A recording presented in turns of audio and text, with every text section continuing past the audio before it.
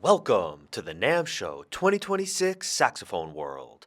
In this video, we are going to check out all things saxophone. We're going to look at Selmer Paris, Yanagasawa, Cannonball, Theo Wanne, Otto Link, and more. Make sure to stay tuned to the end. We are going to hear directly from Theo Wanne about his brand new ground-shattering Otto Link partnership. Let's kick it off with Yanagasawa and hear from Ryan Lillywhite. All right, this is the Yanagasawa line. What is Yanagasawa? Yanagasawa is a saxophone boutique specialist that has perfected the saxophone. This is the epitome of Japanese craftsmanship, precision, consistency.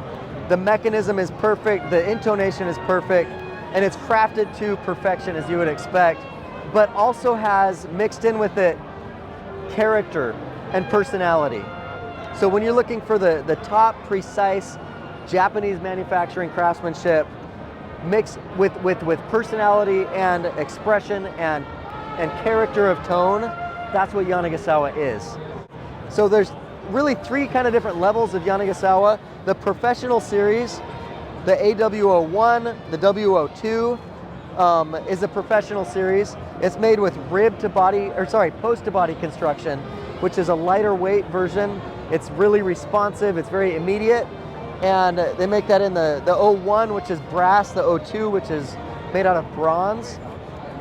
And you can tell, the quick way to tell the difference is the neck is it's a standard neck on that.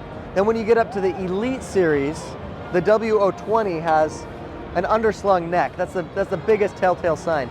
Now the engraving's different, it's a little bit more elaborate on the Elite series. You'll also find ribbed construction, which means the posts on the horn, like if we look at this stack where all of your left-hand keys are fixed by this stack, that top post goes onto a rib, and that rib goes all the length of that top stack. So you got a post to rib to body, which adds a little bit of mass, it adds a little bit of sturdiness in the sound and in the horn, and changes the way it responds. So it's a nice, thick, full sound as well. That gives you a great option for the sound, right?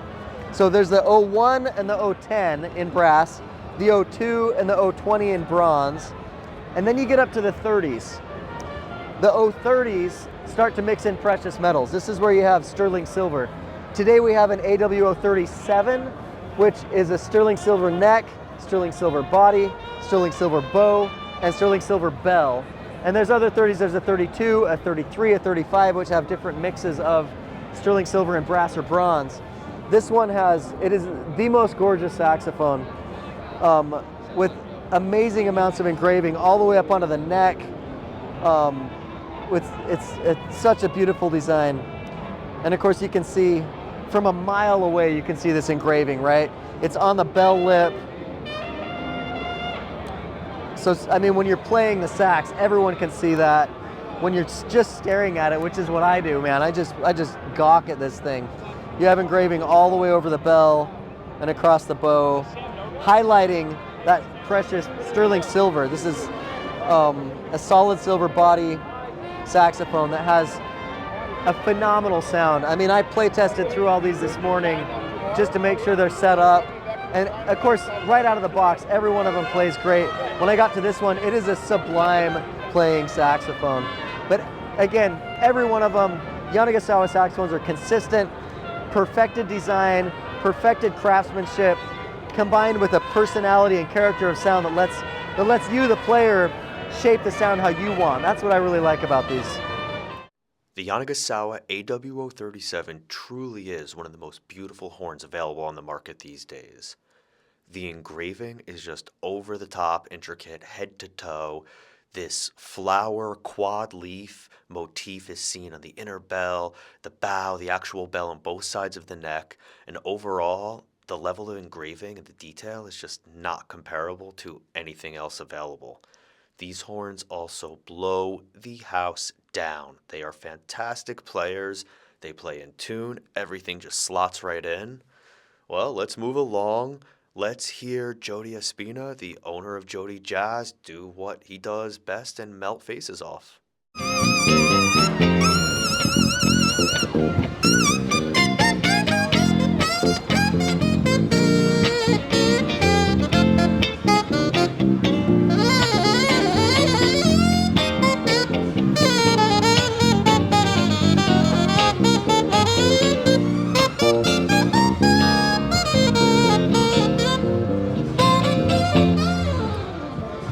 Moving along, let's check out the Cannonball Saxophones booth.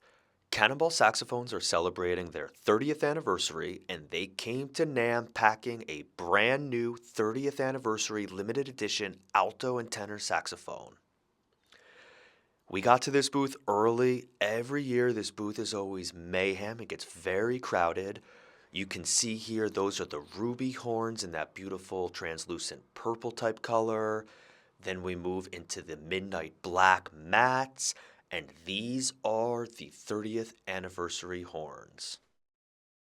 The owner of Cannonball Tevis shared that he saw a blue Porsche sports car zooming down the highway on a sunny day. The way the sun reflected and shimmered on the blue finish had this beautiful shiny translucent finish, and apparently that was the inspiration on this finish for these 30th anniversaries. We are looking at some of their core lineup, Big Bell Stone Series horns here. In the middle is the Hotspur finish. These are some gold lacquer and gold plates they had. Beautiful low A baritones. Let's hear from Ellis Hamilton and Randall Clark after that.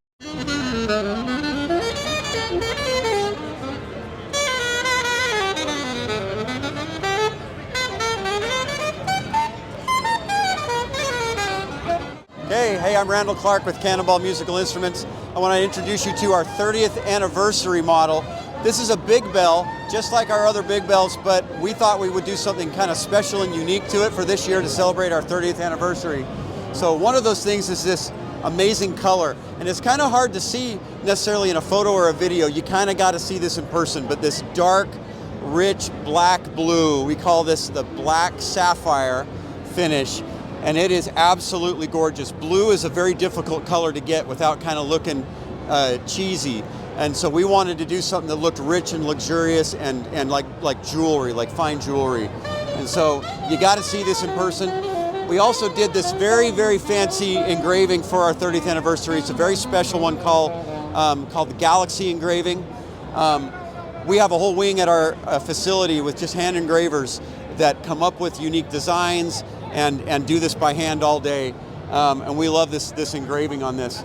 Also, it comes with these special semi-precious stones that are going to be unique to this model. This is a limited edition series. We'll be offering it throughout this year. Oh, yeah.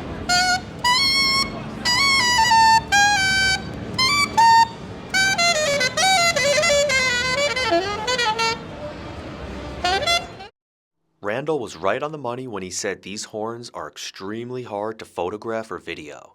In the video, it probably looks like a shiny blue saxophone, but in the hands, in the eyes, these horns are absolutely stunning. There's a beautiful depth to the finish that is extremely hard to capture.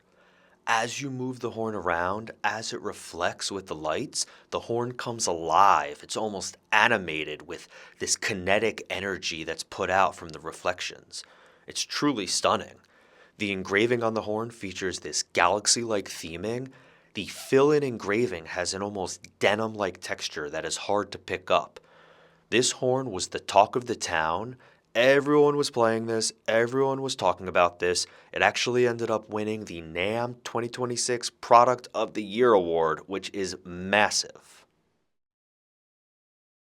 Let's hear from saxophone superstar and longtime Cannonball endorser Eric Darius.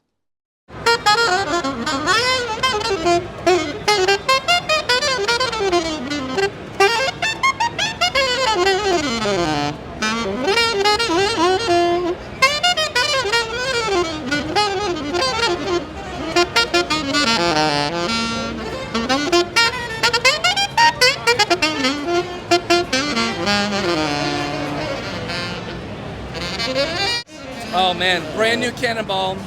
This blue lacquer is unbelievable. They just released this. It looks amazing, sounds even better, and proud to represent Cannonball saxophones. Awesome. I'm Eric Darius. Let's check out the Selmer booth. Traditionally, there's not a huge presence of Selmer Paris at the NAMM show, maybe a couple of saxophones. This year, Selmer has redesigned their booth. They are really focusing on the heritage of the company, the history of the company, and where it fits in the modern climate. They have brought along all sorts of cool vintage antiquities and artifacts, various Selmer Paris pieces, various Selmer US pieces. There is a couple of cool mouthpieces, a Selmer soloist. That on the left is an original metal airflow. Above it is a vintage catalog with extremely low prices. There is a very cool saxophone coming up that is in a showcase. All sorts of cool things that traditionally have not been at the NAMM show. I like this direction. In this beautiful museum case was this stunning 1929 Selmer Paris alto saxophone. This horn was specifically designed and produced for the Barcelona World Fair in 1929, and it is decorated head to toe with amethyst crystals. The horn itself is silver plated with gold plated keywork. The horn is just gorgeous. There's an inner wash gold bell that is actual gold plate. All of the keywork is actual gold plate. And again, you have these extremely rare amethyst crystals. There are only a number of Selmer horns ever produced that had this type of decoration and jewelry work on it. When you find one of these, they are incredibly rare. This was on loan from Selmer Paris specifically for the NAMM show. Let's get to the meat and potatoes of the brand new Selmer Paris drop. Pause your screen right here.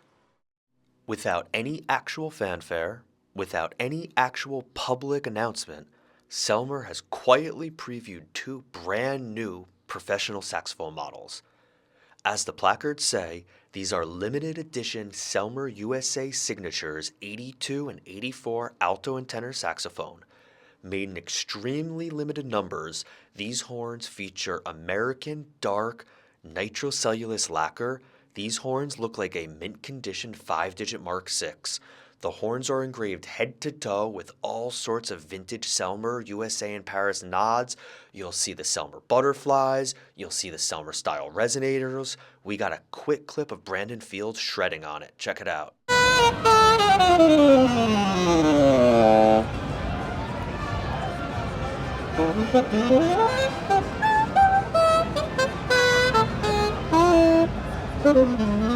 These signatures are fantastic playing saxophones, while the Supremes are very modern, a brand new approach, variant, or flavor. The Selmer signatures play much more similar to the classic Selmer Series 2 or Mark VI in how it takes air or how it puts tone out there. It seems like the tide is really changing from players wanting Supremes to now wanting signatures. We were able to capture snarky puppy saxophonist Bob Reynolds playing the horn. He could not put it down. He was loving it and sounded great on it. Check it out here.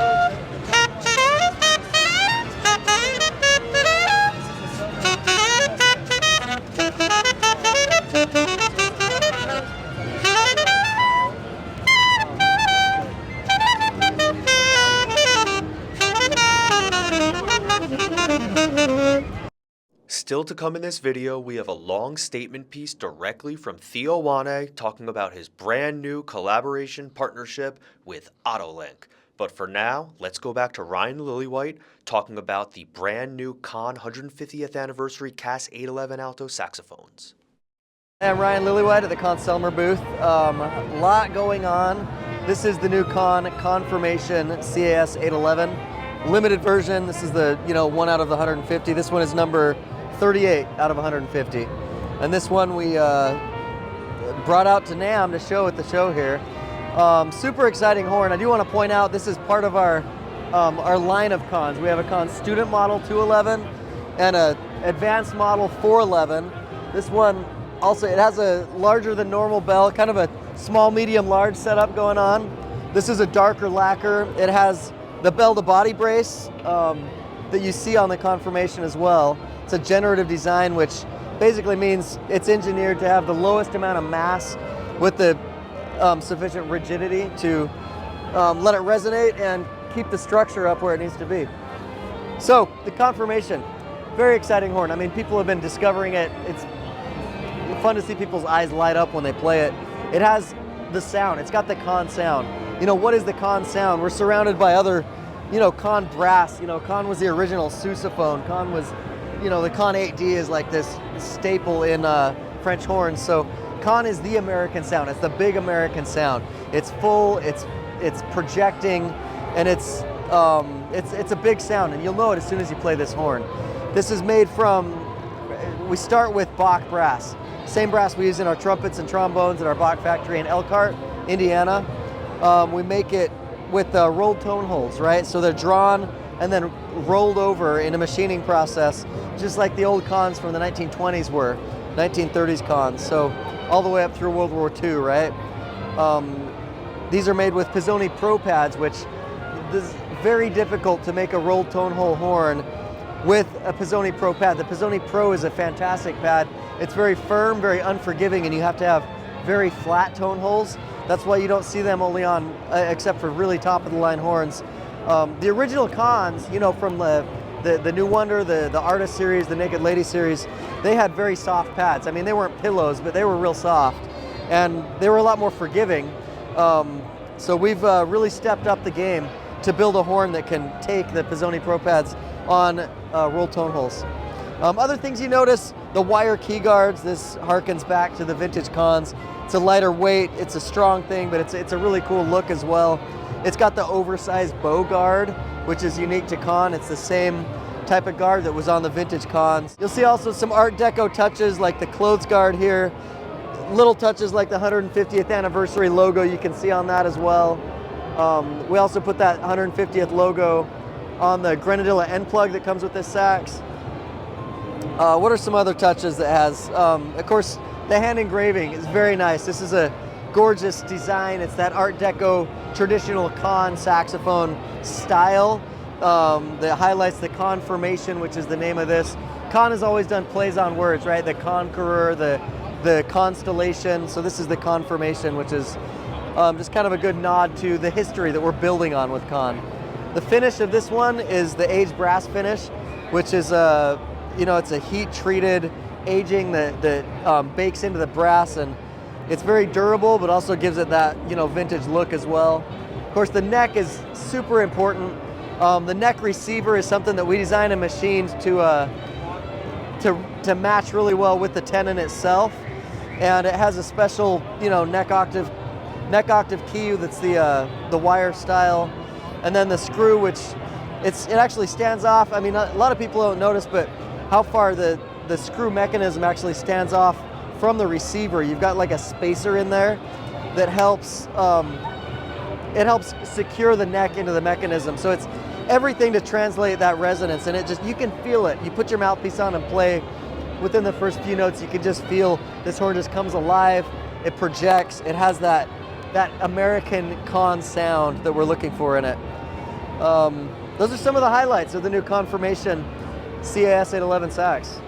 Yeah, that's a great question. The concept behind this new Conn saxophone was not to copy or bring back an exact version of what used to be, but what if Conn had continued evolving and developing and innovating saxophones? What would the modern Conn look like? That's what's brought us here. So it has the ethos of the vintage Conns, but a modern take on that. So the sound is still that big Conn sound. It's a little bit brighter than the old Conn sound was. The old Conn was a very covered sound, and modern saxophonists generally are leaning towards a little bit more projection in the sound, which is what we get in this new Conn. And you know, things like the bell-to-body brace that you see, it's a lot of new things, a lot of new innovations of, you know, again, what is Conn today if the development had continued instead of stagnating kind of after World War II or shortly after the 1950s.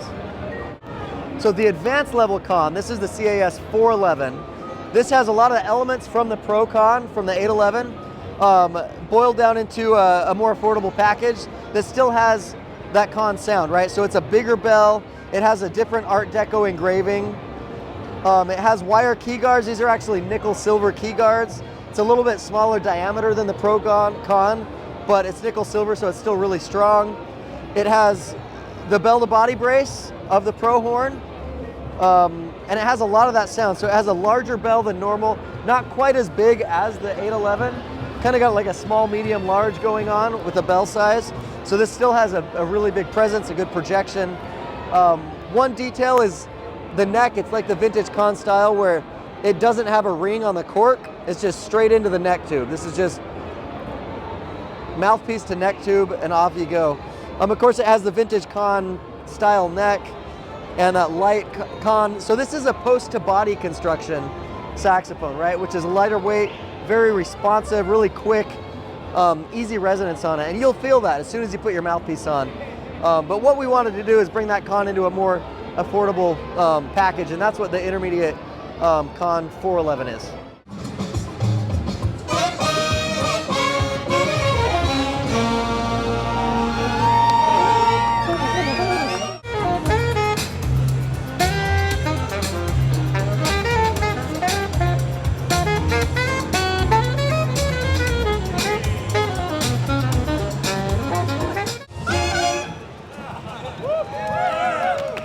Thanks for coming by.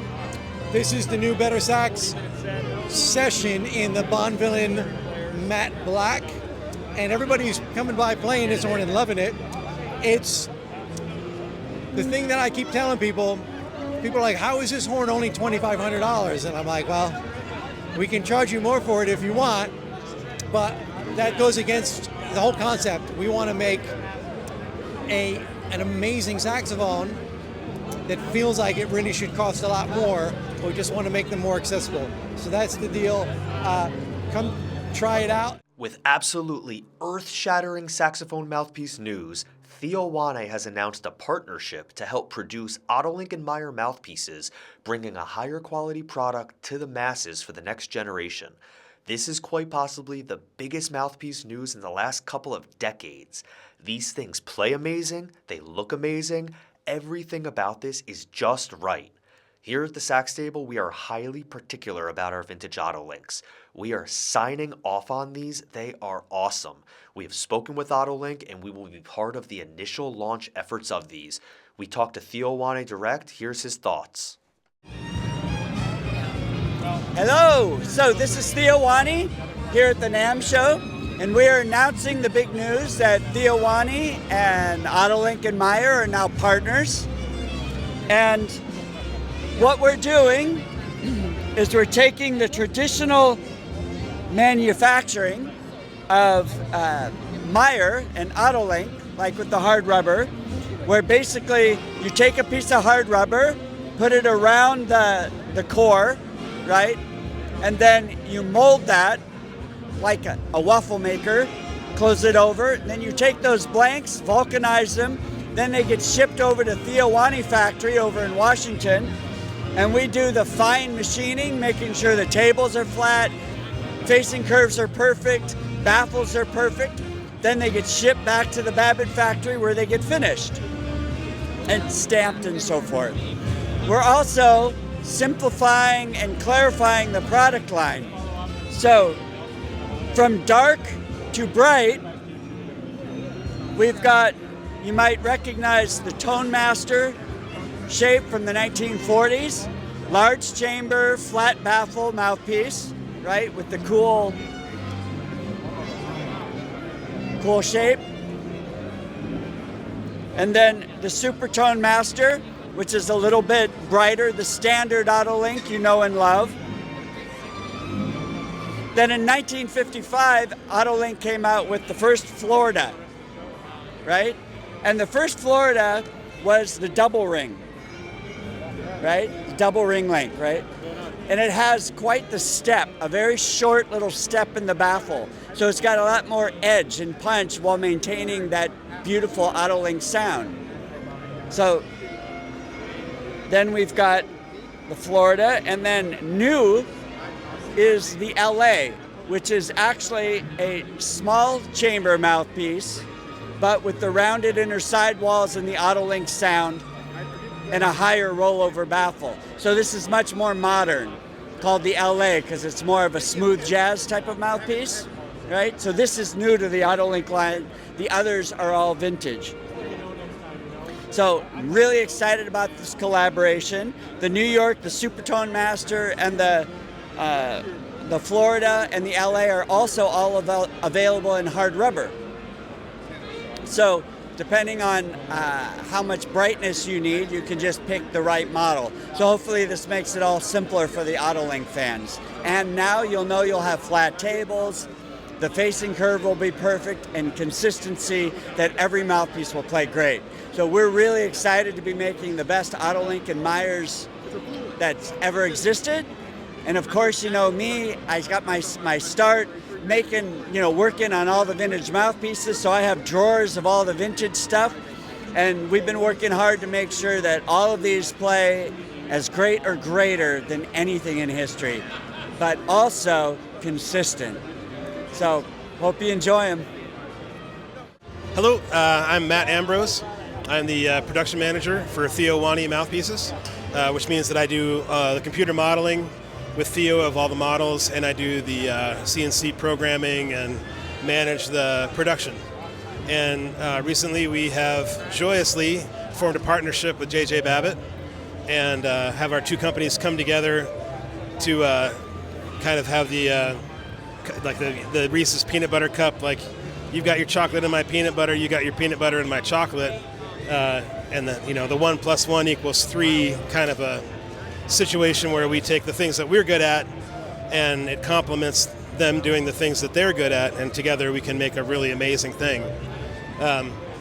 So what we've done over the last while is a super deep dive into learning their process in Elkhart, Indiana, and figuring out the best ways to bring kind of modern precision and quality to their process while still being respectful of the legacy of all these wonderful pieces. We spent time doing that. We went deep into their archives and went through all of their cores and castings and molds and all the different iterations that they have to try to figure out, like, how do we crystallize all this stuff of the iconic different eras into one, four flavors is kind of what we ended up at.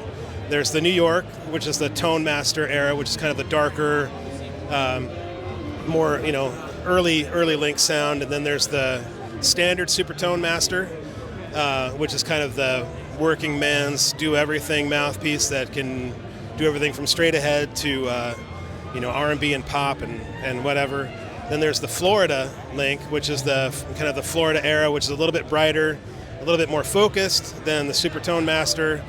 And then finally the LA, which is a brand new design. They actually released the hard rubber version of the LA a couple years ago.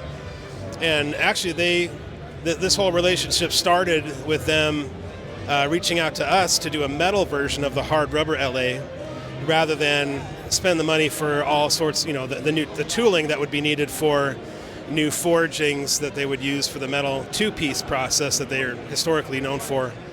And once we started working with them, personality-wise, company-wise, culture-wise, it was a really good fit. And we're like, well, what if this went further? And then the relationship kind of blossomed from there. So that was kind of the beginning. So anyway, kind of a tangent there, but the LA is a more medium bright, smaller chamber, still very Link-like, but more focused and definitely more oriented toward like pop and R&B, real focused and kind of bright, not edgy. So we basically distilled those four flavors of Link in hard rubber and metal. And just to kind of keep things simple, there's the hard rubber and the metal version of each of those four. And then so far we've done the same with just the standard Meyer.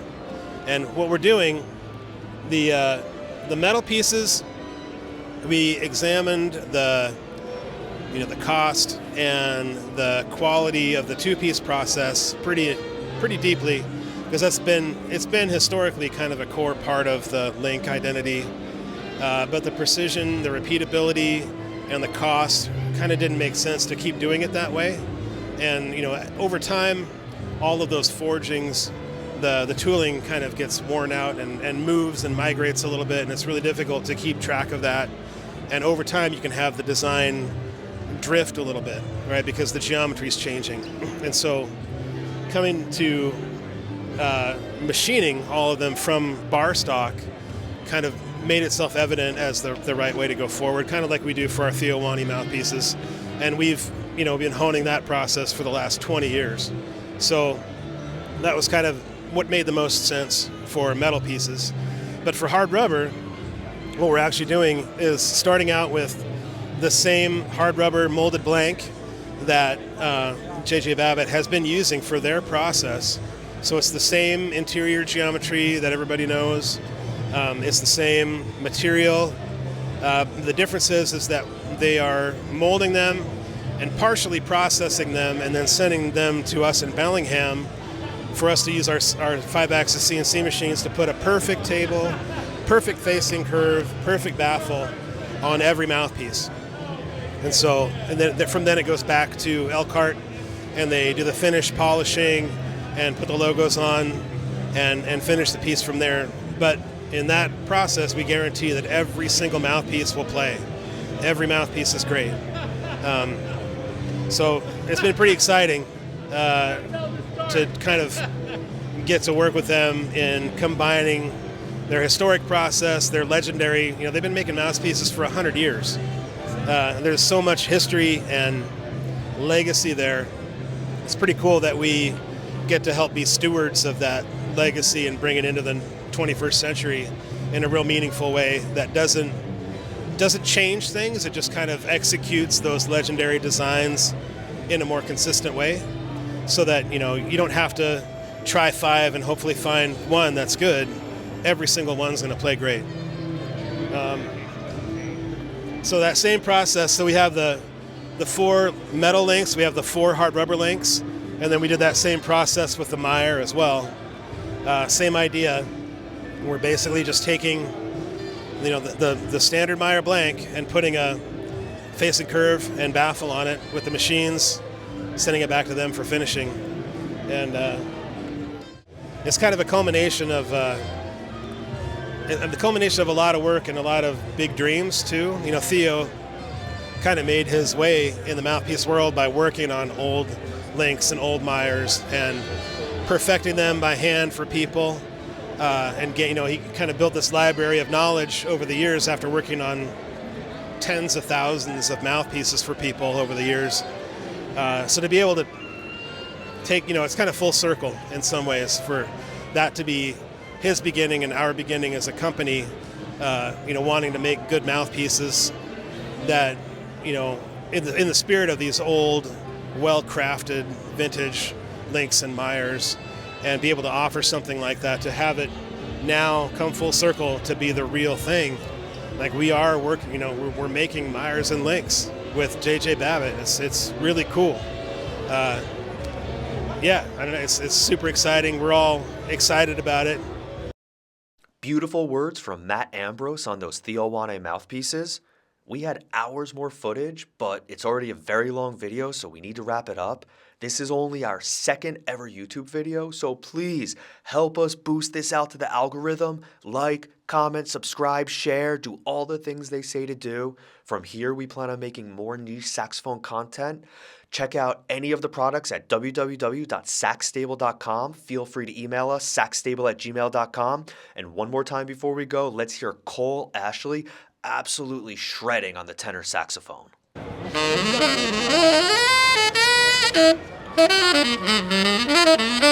you.